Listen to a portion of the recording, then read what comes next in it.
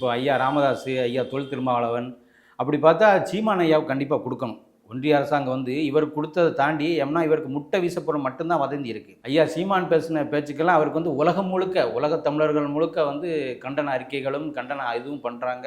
நிறைய கட்சிகள் வந்து கண்டன ஆர்ப்பாட்டம்லாம் பண்ணியிருக்காங்க. ஸோ அவருக்கு தான் கொடுக்கணும். ஆனால் அவர் என்ன சொல்லிட்டாருன்னா, நான் தான் நாட்டுக்கே பாதுகாப்பு, எனக்கு பாதுகாப்பு தேவையில்லை அப்படிங்கிற மாதிரி சொல்லிட்டாரு. இன்னொன்று என்னென்னா, இப்போ தொல் திருமாவளவன் ஐயா என்ன சொல்லியிருக்காரு அப்படின்னு சொன்னால், இவர் கடிதம் போட்டு கேட்டாரா பாதுகாப்பு அப்படியான்னு நமக்கு தெரியல.